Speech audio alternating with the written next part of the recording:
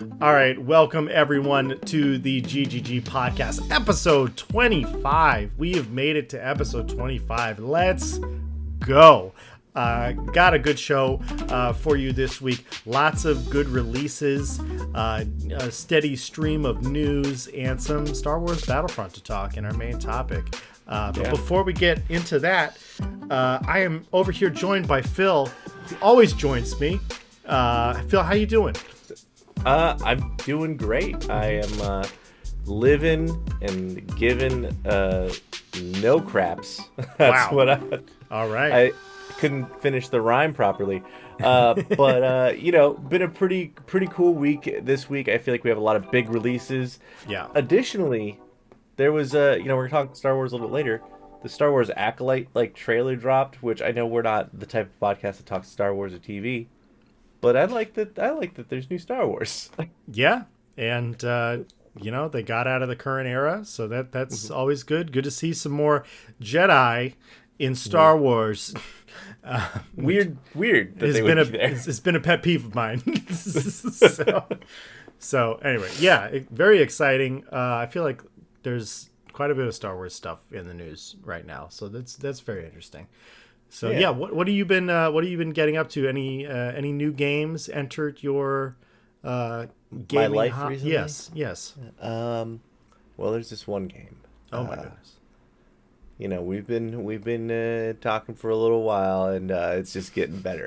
It's Helldivers 2. Helldivers 2 is just getting better and better. They added a new battle pass. Yeah. It's weird that I'm not upset about it. I was like, I want all that stuff, so I will give you $10. Yeah. And the stuff that they're just sort of slowly dropping and trickling out in that game, they are giving us what would be a year's worth of content from another game in the first 2 months, which is pretty nuts. Yeah. So I played a little bit more of Final Fantasy VII Rebirth, which has been a great game. I just haven't had I haven't made the time, and my brain is it's really hard for me to sit and play a game for a long time anymore. Sure. So that's been the two things I've been kind of doing. Unless it's multiplayer and I'm chatting with buds, it's hard to just sit here quietly and look at my screen and be yeah, ride that bird. But ride that bird. What have you been up to? Are you still sailing the high seas? Definitely had a fall off of interest this week in Skull and Bones. I did play it a little bit and still having fun with it. But I'm kind of getting to the late game ish, kind of, sort of. And it's gotten to the point where this would be easier with friends. And I'm kind of getting the sense that was the intention. And honestly, the in-game chat on PlayStation, I cannot figure it out. You can open the chat box and I can't type anything in it. I have no idea. I've pressed every button. I've tried to look it up, in the options. I can't talk to anybody or try to get anybody to join my party. So it's been a little frustrating there. But still a decent game. Happy it's on sale this week at a more reasonable price, and we'll get into the game sales that are going on right now. But still been playing lots of Helldivers, loving the world, loving what they're doing with it as a game as a service. Where they're really engaging the community, and then they're actually actively updating the game on a week to week basis. And are all the changes, groundbreaking? No, but they're continuing to work on the game. It's it's incredible. It's weird. They're kind of hinting and teasing at different things and then paying those off with relative frequency. Yeah. And this has all been within the first month of it launching. It feels crazy. I mean, I don't know if this is a good thing. I mean, it's a good thing because it's executed well. But if another company did it and was hey, yeah, we released the game without all the features and we're still going to dole them out to you, it would feel a little bit bad. But because Helldivers was hey, we're a complete game, here's a little something extra we worked on. Here's a little something extra we worked on, Exactly. And they still held back features, but it did feel like a complete game when it launched. So, like, yeah, that's great. I love that the community is still going strong, and I'm loving it. So it's, again, same thing as last week. It's all my friends are playing. If I'm playing with my friends, I'm on Helldivers. So the only other game I will bring up that I did play, and I might actually my stream after we record this is I checked out the Finals Season 2, which is very good and a little like brain breaking, but very fun. I love the new 5v5 mode, where you fight over, it's like King of the Hill, but it's like a floating platform that like plows through buildings. It's really fun. That's cool. Yeah. So I would encourage people, if you liked season 1 of the Finals, go back, check out season 2. There's definitely content there. So as far as like competitive games right now, it's probably still my favorite competitive game at the moment. Yeah, so it's a very good one. Yes. Yeah, but I mean, so we're rejoicing in the great games that we have, but holy smokes, this week there are several heavy hitters on their way in. Mm-hmm. What's the first heavy hitter, Phil? Well, the first heavy hitter is Rise of Ronin, which I have kind of like slept on this game, I feel like. Although it does seem ostensibly like everything I would kind of want. I hear it is sort of like like Assassin's Creed meets it was one of the other FromSoft games, Sekiro. Oh, okay. Yeah. Because it's got that samurai combat, like very parry heavy. Yeah. And it's a lot of like sort of running and jumping around like different areas. You have a glider. It seems like everyone is getting to Assassin's Creed Japan before Ubisoft is, and that makes my heart happy. But also, they had an ample amount of time to figure it out, and they didn't do it. And now they had a big runway, and they're like, Egypt. Yeah, it's gonna come out way too late after the trend is. It kind of reminds me of, because I know they're working on a feudal Japan Assassin's Creed. I know that's in production, so it reminds me of Valhalla. Like after all of like the I feel like there was a Viking trend that was going on a few years back, like with God of War, and like there were TV shows, and everybody's getting into Norse mythology all of a sudden, and then they were way too late to the party. Yeah. I've heard like the early reviews coming off of Rise of Ronin are pretty good. So it looks interesting. Another dang good game to drop money on. Yeah. Yeah.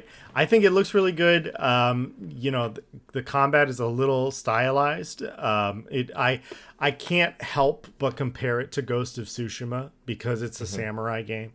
But yeah, and Ghost of Tsushima just holds a special place in my heart. Not that it's the most realistic game, but I just love the combat in that game so much. I think it's a tremendous combat system. So I'm definitely curious about Rise of the Ronin, and I'm all for more samurai games. I am watching Shogun on Hulu right now, and it is very good, and it's definitely putting me in the mood. So this might be perfect timing for them. That's excellent. Yes. Next on the list is a game that I am going to play extensively. Dragon's Dogma 2 is arriving this, I guess, Thursday night / Friday morning. That is a RPG, single-player RPG, with a kind of like multiplayer Dark Souls-y twist on how you interact with other players. But it's basically kind of common fantasy stuff. It's swords and daggers and bows and magic. The reason I liked the first game so much is it had this really like hectic combat, like Devil May Cry style, like where you had to kind of learn button combinations to do specific attacks. You were getting better at using your weapons as you got them. And not like just by leveling up, by learning these mechanics. And then you could also climb your enemies. So like let's say you're fighting a Cyclops, you could climb up to him and stab him in the eye and weaken him. Yeah. A lot of great things in that game. Very excited for it. Have you ever played any of the Dragon's Dogma games? I have not. I've watched a lot of content on Dragon's Dogma 2, though, and I honestly, it looks really good. It kind of came out of nowhere for me, just because I'm unfamiliar, but it reminded me a lot of kind of like a few. I mean, it looks at a glance, it looks a little Dark Soulsy, but that's not what the game is.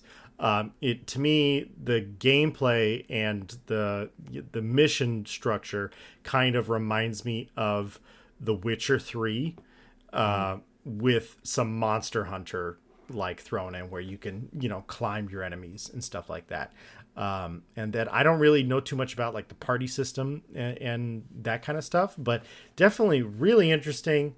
Gameplay looks really fun. Obviously, everybody's been having a blast with the character creator online. So yeah. The party system is kind of the multiplayer stuff, because you create a pawn, which is like your sidekick. I think pawns are just like people without souls. I don't exactly know the rules, but like Okay. they talk to you. They're like just meant to be your sidekick, and then you can go online and like put your pawn on this little like service that other people can borrow them at their level to like fight. So they get a copy of your pawn in their world, and they do interesting things like, oh, I fought this beast before, I know how to kill it, and like they'll tell you while you're fighting, or be like, oh, I did this mission before, or I've heard about this mission. I think there's a treasure chest over here. Okay. So like, yeah, it's got that Dark Souls sort of like, oh, there's a message on the ground, but it is your pawn, or someone else's pawn telling you how that mission goes. So Very pretty cool. excited about it. Yeah, I also saw in the I believe it was IGN's like final impressions video that like you can switch between any of the classes in the game, like just by going to a vendor, and it's like that's really cool, because a big thing with large RPGs, and like I always have like I'm creating a new character syndrome. Yeah. It's like that ability, and Baldur's Gate did this too, but that ability to like change your class and try something else if you have a change of heart, without being like, well, I gotta start all the way back at 0. And especially with Dragon's Dogma, because it's very obviously like a game that has the potential to be over 100 hours of gameplay, so it's a big time investment. Yeah, we could talk about it more next week, because that's once it comes out, I'm gonna play the absolute feed off of it. So we can move ahead, because I know we got more show to get to. Yeah. All right. Well, now the biggest release of all time, Call of Duty Warzone Mobile, has come out this week. I know you're joking when you say that. It's a half joke. It's a half joke. So many people will download that game. Yeah. It will probably be played for more hours than I don't even know. Honestly, like something that has aged me quite a bit is like seeing kids play games on their phone with the touchscreen controls, which is just not something like I can play the basics of it, but I'd much rather just play with a mouse and keyboard or play with a controller. And like how precise the younger touch controls be. Huh? Yeah. How precise can those touch controls even be? Yeah, you would think. Kids are doing it. But like, yeah, kids are doing it. And I think like this game coming out kind of proves like Call of Duty Warzone is an incredibly competitive game. And to me, when I think I'm going to play a competitive game, like I want to play it on my computer. I want to play it with my setup so I can be, optimal. And, a lot of people don't need that, I guess. And so I'm very interested to see how this does. I think you were talking about before we started recording, just like the game looks really good graphically. It's on a lot of mobile platforms. So I'm curious to see how this does. I'm sure it's going to be a big moneymaker. Oh yeah. Microsoft's going to start raking in some of that Activision money. Thank goodness. Yeah, for that they need it. It does look really, really like impressive for a mobile game. So much so that I'm like watching the trailer and I was like, I doubt it. But phones are crazy advanced. Like we're running Resident Evil 4 can run on an iPhone now, like the new one. Yeah. So So what do we got? What do we got next there, Paul? All right, Outcast: A New Beginning also came out. I believe we're a couple days late on this, but we didn't talk about it last episode, so I wanted to bring it up. This game has I wasn't really familiar with it. It is a sequel to a previous Outcast game, and it's kind of gaining a little bit of a cult following. It kind of reminds me of like a Mass Effect Andromeda meets the Avatar game that you played around Christmas. Like that's what it kind of feels like to me. The gameplay looks really fun, and I think that's kind of what the community is latching on to. I will say I cannot stand the voice acting in the game. It's pretty rough to listen to.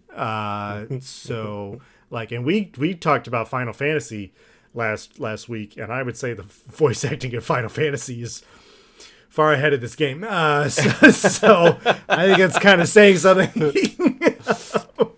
Not better than a translation from Japanese, or not worse than Oof. Yeah. So, but kind of like my attitude with Skull and Bones, it can be very rough around the edges, but there's something there that people are grabbing onto, and I think it's really the gameplay. But if you're playing Outcast: A New Beginning and you want to tell us that it's a great game, please comment below. And like and subscribe, because I didn't say that at the beginning.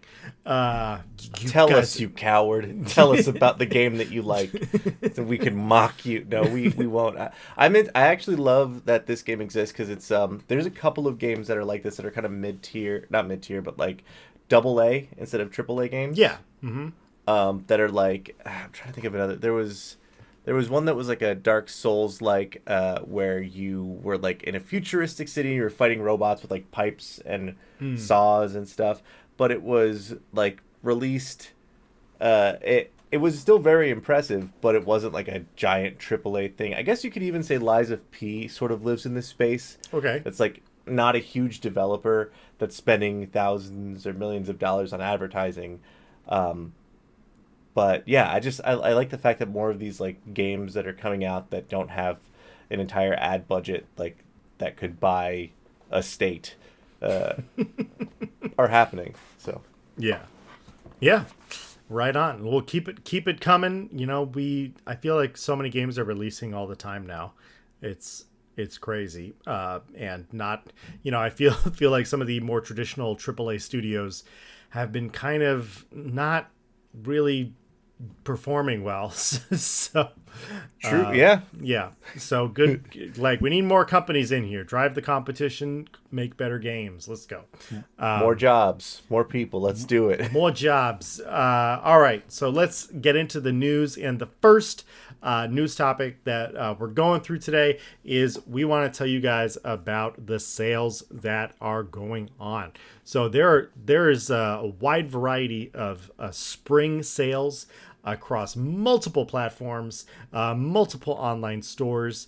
The Steam spring sale has launched. The Epic sale has launched. There's a sale on EA, the EA store. Not that anyone uses that, but there's also sales on the Ubisoft store. Not that anybody uses that, but if you do, and on PSN. But to be fair, I feel like there's always a sale on PSN. Of some kind nowadays. There's literally never not a sale on PSN. It's nuts. It's ridiculous.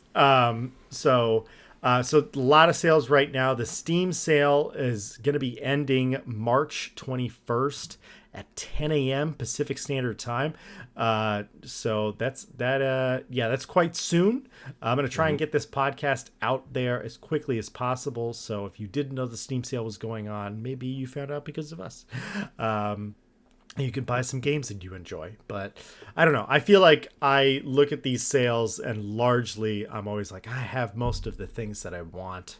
Anything interesting on any of these sales for you, Phil, that you're thinking about picking up? There's a couple things. One, I think there's DLC for Remnant 2 that's just like a little bit off. I'm like, that's probably enough for me to get it. I will say that one of my friends texted me today. We play a lot of games together, a lot of Fortnite specifically, and it was Joe from the podcast in the past. Oh, right on. bought Suicide Squad because he found it on sale. Right on. And let me just get the play-by-play of what he just texted me. I'm enjoying the game's characters, but the gameplay is a little bit lacking. And he, I believe he's probably been playing it for an hour, so that tells you. Yeah.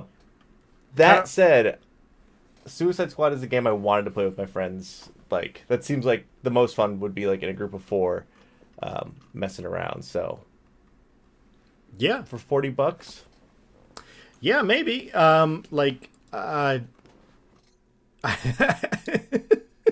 Sorry. maybe.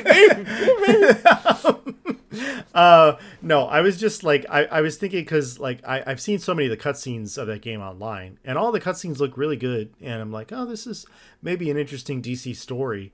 But like, I think it probably should have just been that. It should have just been a single player, game, or like, it's a cooperative game where your friends could join in, but get rid of all this grindy games as a service looter shooter thing that they forced into it.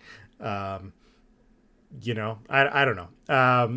So they put a lot of rigmarole into that game. It's, yes. but we I mean, talked like, about it. Yeah. Yeah, but for $40, if you want to like try that game, I feel like that's closer to the price that is you would feel decent about. There was something else on here that I was. Oh, Dark Tide's down to $25. It's a good pickup. Great game for the value. Yeah. You know what it is? Shadow of War. I think like the complete version of Shadow of War is like $7. Wow. Oh my goodness. What a good game. Yes. With like these interesting, like great combat. It's got Arkham combat mixed with the Nemesis engine that we've never seen in a game since, but was so well done and so fun and made these emergent like situations where you would meet someone, kill them, they'd come back with their head sewn on, and they'd be like, "Hey, you cut my head off. Now I'm gonna get you," or whatever. I'm not J.R.R. Tolkien. I didn't know he did voices. Yeah, fantastic game. Very Arkham, very Assassin's Creed, and love the Nemesis system. Wish they bring it back for more games. So check out those deals.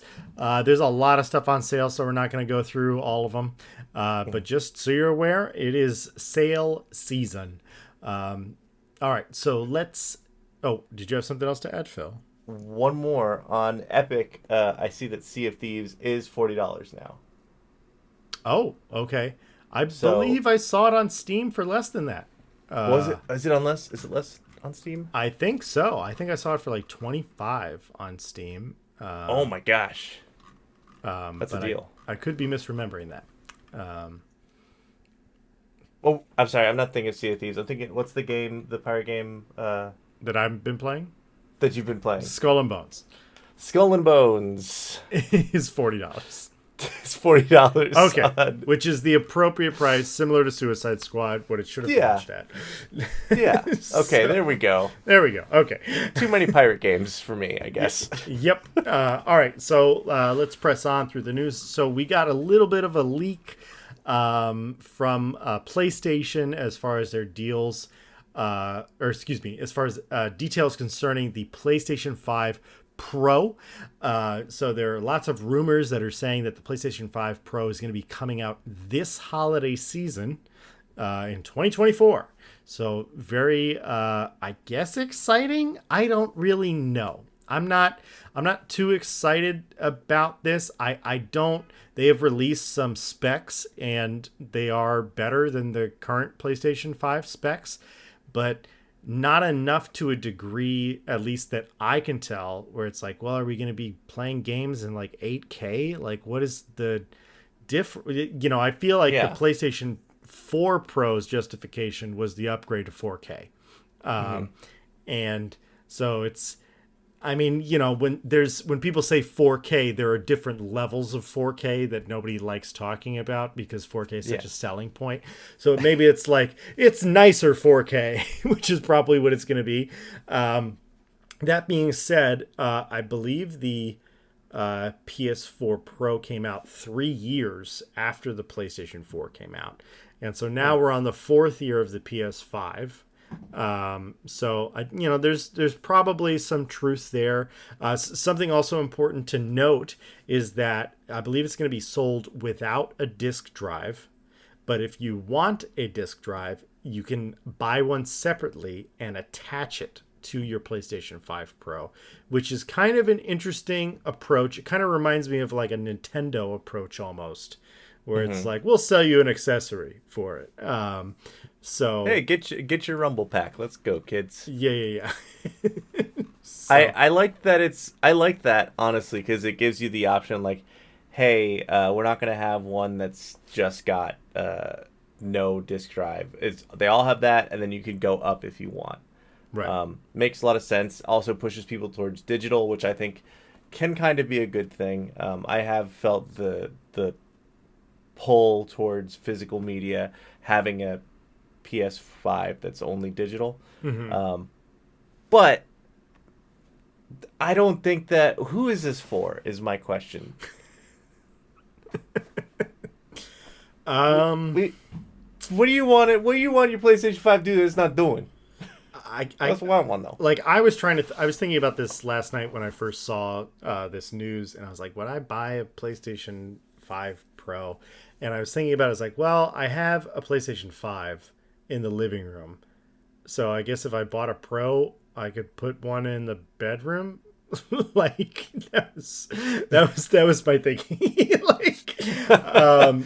But yeah, I guess I need Sony to sell me on it a bit more. Like I need them to have a presentation or just do like a video of being like, these are what the differences are going to be, because the PlayStation 5 already has not been, and not just it, but the Xbox Series X, even PC games, there hasn't been this jump in graphics that we've seen in other generations. And so this half step of another console, like, what is it? It's not going to load faster. The loading is fast enough on a regular PS5. So it's literally just going to be, we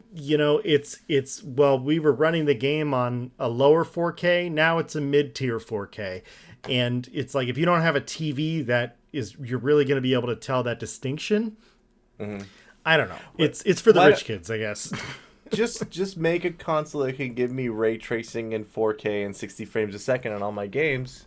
PlayStation will be fine. But no, you can't do that, I guess. Very, very interesting. I'm excited to see more, because like you said very succinctly, they got to sell us on it. Yeah. I'm not in so far. So I think also they need to release it at the same price that the PS5 launched at, which is like, it's PS5 Pro, it's $500. And the PS5 regular moves down. So, which I believe I'm starting to already see. I think I saw like a Spider-Man bundle PS5, because they have Slims now, or if it hasn't launched yet, it's like for $400, something like that. So, yeah. Interesting. All right. Well, moving right along, we got more to cover. So there have been some rumors floating around when it comes to the Palworld developers, because of their huge success, especially with their success tied to Game Pass, that Microsoft has been interested in acquiring them. And the CEO of the development company who makes Palworld came out and he was like, we haven't had any discussions to be acquired by Microsoft or any company, and that the sheer amount of money that we've made from Palworld, we have been unable to process it because we're a small company, and that they don't have any interest now or in the future of making big games that would be demanded of them of a larger publisher, and that they're more interested in making smaller games and a different variety of games and one-offs. So I thought that was kind of interesting, but also that's the perfect thing to say when you're in a buyout negotiation. So Like, that's also the perfect thing to say when your company is like making too much money for you to know what to do with. yeah, Which it's is, like, no, I think, we don't need to be bought. We just made all this money. Like, yeah. So We made good new Pokemon. What do you think is going to happen? yeah. Yeah, that is it's really interesting. So I made a joke earlier about them having too much money they don't know what to do with, but I think their sales. I think they said they were less than 100-person team, and like the amount of money that they've made is almost crippling for them because it's just like there's all this weight and responsibility, and even the taxes involved in it are just massive. They probably don't have enough accountants for this. Yes, yeah. So I believe they are a 55-person team. So which is relatively small for nowadays, at least. Surprisingly. Speaking of Microsoft and their acquisitions, I think we can finally say that the Activision acquisition, that's tough, is starting to pay off because Diablo 4 is coming to consoles and PC on Game Pass on March 28th. You know? Oh boy. Hey, that's a great deal for everyone who didn't buy it already. That's very true. Yeah. Like $10 a month. I feel like that's then you could go in and play games and buy like aesthetic stuff. You could buy the different things that the game has to sell you because like, oh, I just got this game for free on my $10 service. Yeah, I think if there is a path forward for like games as a service type things, it's stuff like Game Pass. Yeah. Yeah, I think it'll help keep Diablo alive a little bit longer. It's definitely been trailing off in interest, and you can see it as it's on pretty much all of the sales that we mentioned earlier in the podcast. So yeah, I think if you haven't played Diablo 4 yet, playing it on Game Pass is perfect opportunity to do that, and paying the $10 to get involved, for a season is fun. It's just, I don't know. It's just such an easy game to get burned out by that it just doesn't have that repetitive replayability, I guess, like a Helldivers does. Where it's just, it has that, again, like we've talked about, it's got that fun factor. Diablo, I feel like when you're playing it is that dopamine rush of I am destroying monsters so freaking fast in such a cool way, and then when you get to a high enough level where you stop killing monsters quickly and you're just swinging at monsters or launching fireballs at monsters or whatever class you're playing, and now the health bar is going like this. And for those who are listening to the audio-only version, I'm slowly moving my finger across the screen. Where it just becomes such a grind, and I believe that there's something fundamentally wrong with the end game of Diablo, and until they fix that, there's too much competition out there. There's too much other attention grabbers out there, So... But there's in the interim time of like Diablo 1, 2, 3, and 4, there have been a lot of companies that are like, how do we do that but different? And like, how do we make improvements?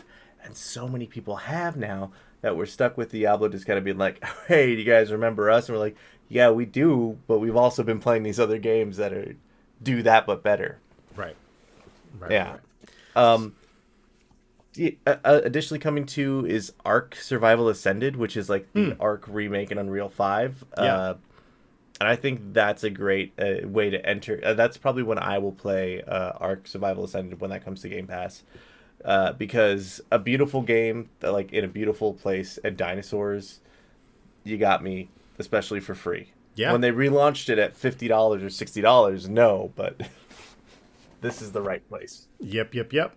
Always try it on Game Pass first. So, all right, let's press on. So we got some news coming out about the PSVR 2.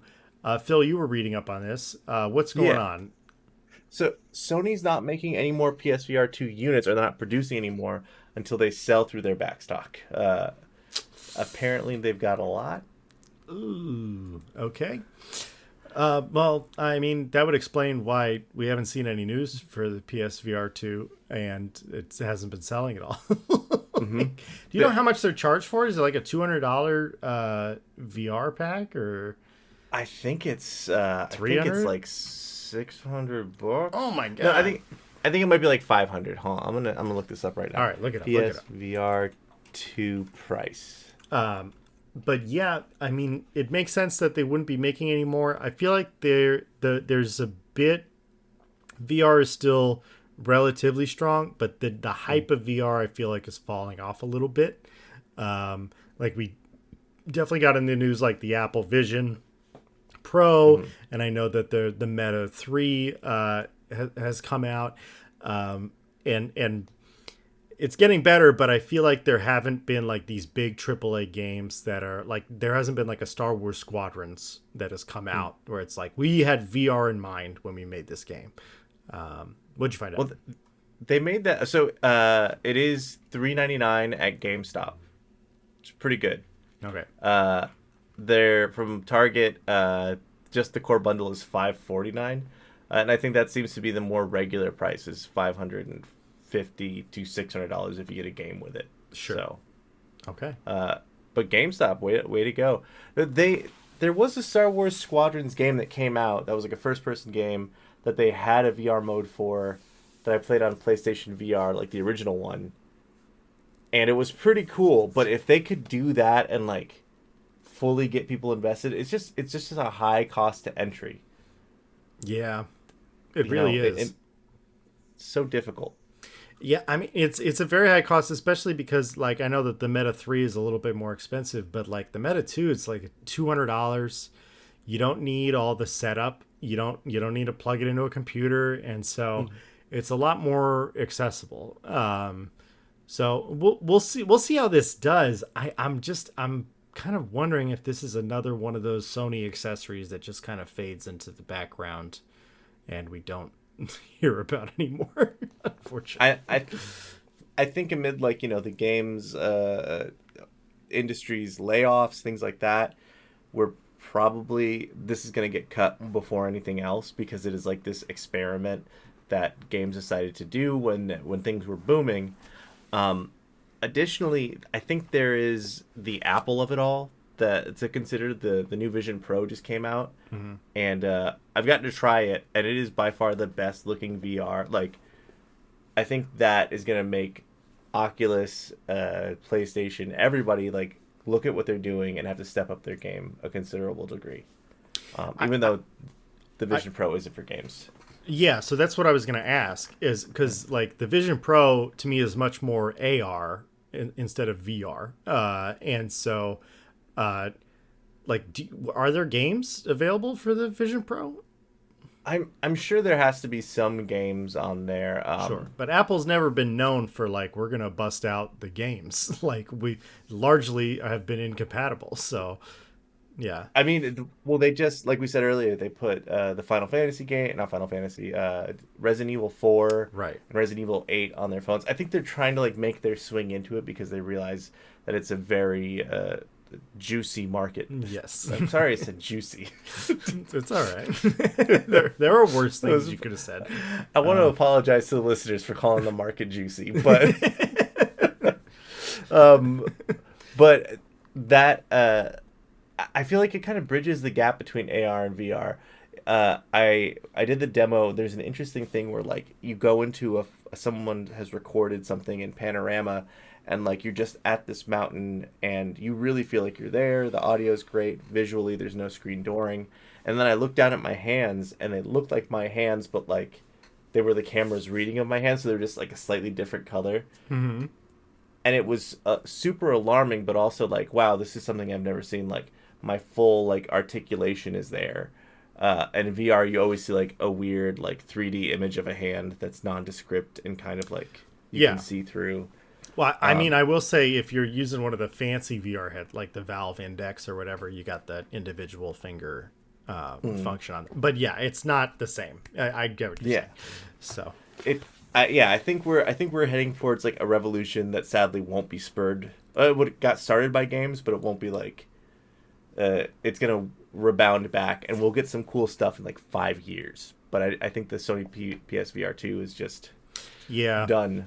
Especially like we talked about, the London studio being shut down, and they primarily worked on VR games. So, writing's on the wall. All right, back to Microsoft. I feel like all of our news topics, it's like Sony, Microsoft, Microsoft, Sony, Sony, Microsoft. How are they screwing up this week? But Overwatch 2 continues to make changes, which I am feeling positive about, that Microsoft is trying to change Overwatch 2. Overwatch 2 had such a rough launch as far as like the community was concerned. It was very poorly received. And so they've continued to make changes, and the latest changes have to do with the Battle Pass. And they specifically use the language in general with the game that they want to be more generous with rewards. Especially because Overwatch was one of those games that really started loot boxes, and nobody actually holds them accountable for that. So, just saying, we all forget, but that Overwatch started it. So. We all think Tracer's cute, but she did destroy part of the industry. So you were talking to me about this with the Battle Pass, that they're going to be taking out the new characters. That they're not going to be connected to the Battle Pass, yeah? Yeah, you're just going to, I think, get new characters as they show up, which I think is a great pull to get people to play the game. Like, you want to get people to come into your ecosystem to spend money, keep them in there by, or bring them back, rather, by like, hey, there's a new character, you want to try this out? Oh, totally. You want to try their skin that makes them look like an anime waifu? Absolutely you do. Get in here, you freak. Great. Listen, they know what they're doing. They do. But not really much else to say about that. What? Meh. It's a good thing? I don't know. Yeah, I mean, Overwatch 2 surprisingly still has a pretty active player base. So let's hope the game can continue to get better. I know that the random modes, the very quirky modes that people put out are very fun. So but let's move on to the main topic, shall we? So the internet was set ablaze midweek. I guess it was over the weekend, really, because Star Wars Battlefront, the Classic Collection, launched, and it had such a dumpster fire of a launch. Just we talked about this when it was announced, which was not that long ago, and we were like, "Who is this for? Are you going to buy this?" And surprisingly, people bought it. So, to me, the classic Battlefronts are something that kind of lives better in my nostalgia, in my brain, than it does in practice. And this game had a number of issues at launch. Lots of people have already talked about it, so you may have heard about this a little bit, but the game only launched with 3 servers available for people to play on. 3 servers. 64 player matches. So that meant less than 200 people could be online at the same time. And around 10,000 people bought the game. So let that sink in a little bit. If you thought the Helldiver servers were bad at launch, woo-hoo-wee. Jeez. Oh my goodness. Yeah. So the aiming, the hit boxes weren't working. Lots of problems where you could just be shooting somebody, it just doesn't work. Lots of glitches from the original games were still present. There's also been a huge controversy with that the company has been took mods that people put out for the game and took their mods and put them in the game without paying them or compensating them or coming to any sort of legal agreement whatsoever. And so it's been, as I said, a dumpster fire of a launch. I'm kind of piecing my way through the different Steam reviews, of which there are 5,621. overwhelmingly negative. But Wendath, who's at the top of the reviews, says it best. Asper somehow managed to release an unfinished version of a finished game. Oh, that's fun. I've seen some of the issues, and it just seems like, I don't know making games. I know it's not easy. That's the little bit I do know, but it seems like this is the type of thing that you should have worked on and like QA'd and be like, okay, well, are the ground textures a blurry rainbow mess, or are they the ground textures from the game? Right. No. And then the server capacity thing, like we just saw it happen with Helldivers, and to be granted, Helldivers Arrowhead, they did a decent job like dealing with it, communicating to the rest of us, but server capacity of 200 for 10,000 people who bought the game is bananas. Yeah, that it's really bad, and it's not. It's also just they just didn't add anything to the game, and they're charging. Well, I think it's listed at like $35 right now. There has been, I will say, there has been an update that fixes a lot of bug issues. That is, I think it was released right before we started recording. So that should help with like some of the hitbox issues, stuff like that. But like $35 for 2 games that are very old. And I love those games. I bought both of those games when they came out as a kid, and it was awesome. But like I've seen some breakdowns on YouTube that are going around of like, oh well, the Classic Collection has these high resolution backgrounds and all of this stuff, and when you actually look at it, they're not high resolution backgrounds. They're just a higher resolution than the Xbox and the PS2 versions of the game launched at. If you own Star Wars Battlefront and Star Wars Battlefront 2, the old games, on Steam, like I do, like it's the same resolution. And so it's like, what did you guys actually work on? If you didn't up the resolution, if you broke the gameplay and the maps, and then you stole mods from people who worked on them, what exactly did you do other than repackage it, and put it in one main menu? Like oh my God. Ugh. Very disgusted by this. This feels like some sort of bit, because it's $35.01 to buy the game. And then I think the install size is like absolutely massive. It's ridiculous. I think it's like 60 gigabytes install or something. And like the original 2 games are like, they're old games. They're like 3 gigabytes, 4 gigabytes, something like that. It's like, how did you put these 2 together? And then all of a sudden it's 50, 60 gigabytes. How did that even happen? This is a game I should be able to download on my phone. Like, yeah. What are we talking about? Oh my God. Yeah, I think it's the play for nostalgia, right? That's exactly why someone released it.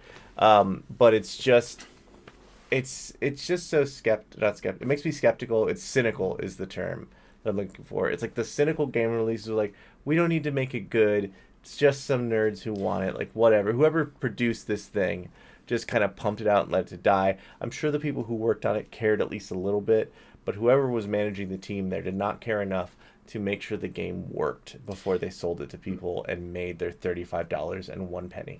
Yeah, but it's also look, we've been on the remaster revamp train for a long time now, and like there have been a lot of offenders of that. I would say honestly, like I don't call out Sony a lot for things, but it's something Sony does way too much, where it's a remaster of this thing, and every time there's a new remaster, there's less and less features that they're adding.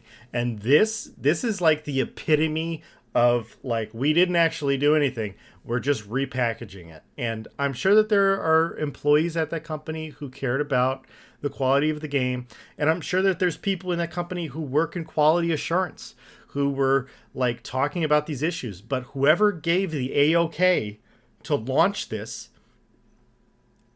no. like this. What was the move? What was the thought here? Yeah, and also like $35. No, not $35. Okay, 20 maybe. 20 maybe, like $10 per game. Like that. That is the price. You can't. Helldivers is $40. Helldivers is $40. You're going to charge $35 for a game like that came out. When did the Battlefront games come out? Like, this is getting me about 20 years ago. I think the first one. Now. Yeah, like, like 20 years ago. Like, what are we talking about? So I don't really know what to say. It's a shame. Like, let this be a lesson for other companies out there that if you are going to redo a game, also. They already did redo the Battlefront games. They came out. They made new Battlefront games. So and the community crapped on them. And so what were you expecting with this? I don't really know what to say.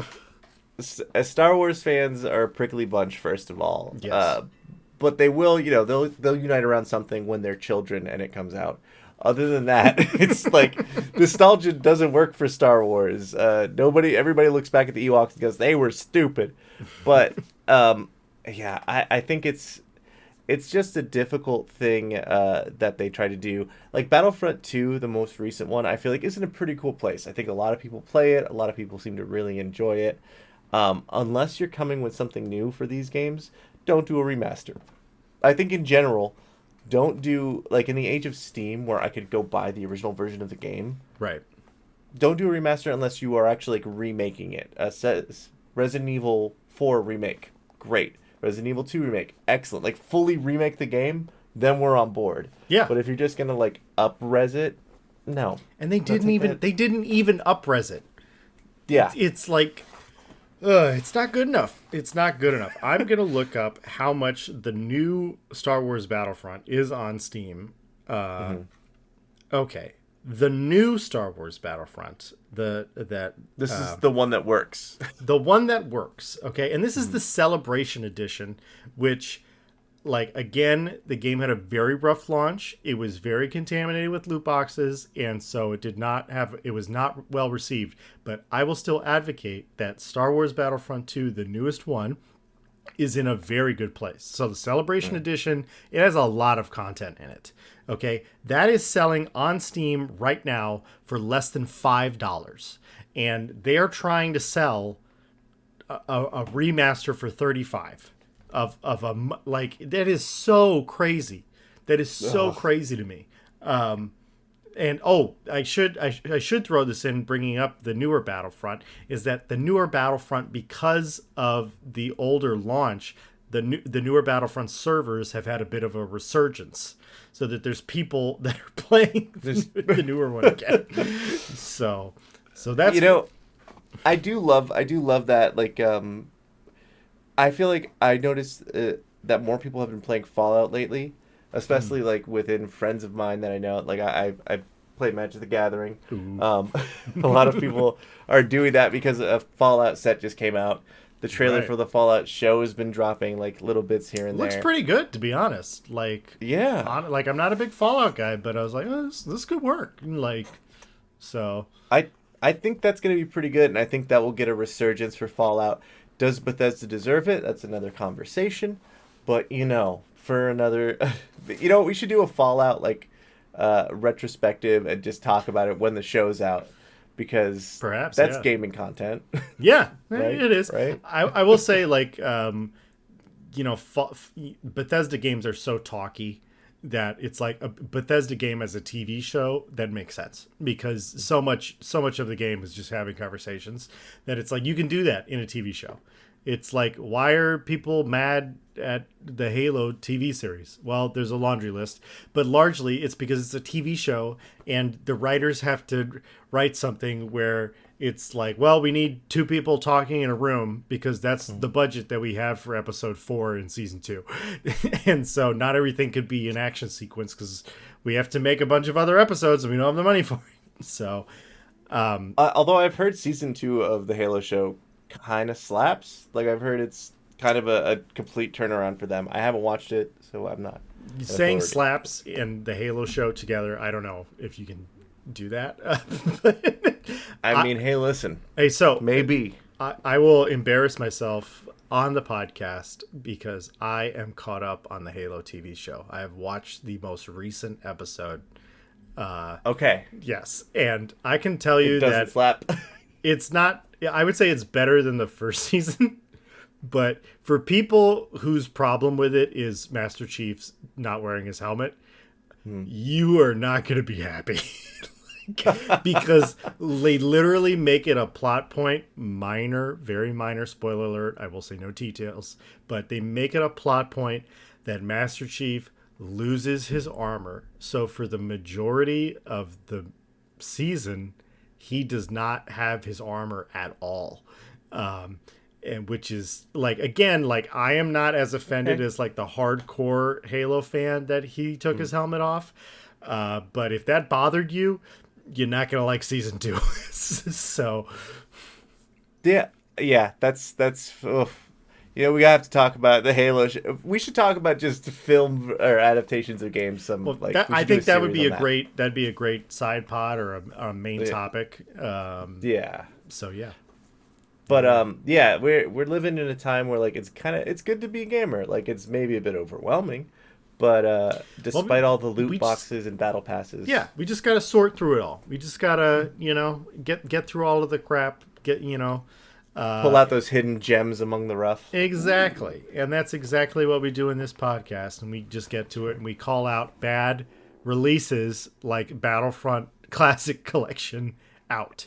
We call them and call out good releases like Call of Duty Warzone on mobile. Yeah! If you're not playing this game, use my creator code and get a golden gun that looks like a ding dong. I don't know. Hey, man. Hey, COD, if you're listening, we would love a creator code for a golden gun. It would go very on theme with our podcast. Thank you very much.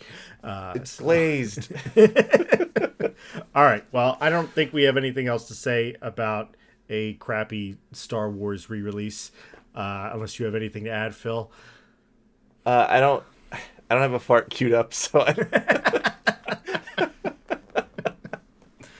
maybe we could add it in post. We'll see. Okay, cool. We'll see. I'll have a recording session later.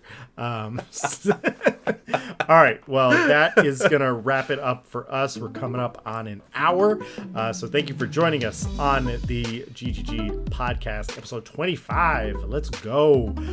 If you enjoyed this episode, please like and subscribe. And if you don't want to do that, well, thank you for listening to the end of the episode. At the very least, thank you for doing that. So we got a couple more subscribers this month, so I'm very excited about that. Still want to push that number up. But yeah. For those of you who did listen, thank you. For those of you who subscribed, thank you. And a little kiss. A little kiss. For you. Yes, just a little soul. I don't know. Like there's some good juju out there for you. You know what I mean? I couldn't find the imagery in my head. All right, that's going to do it for us. Peace out, Phil. I will see you next week. Peace.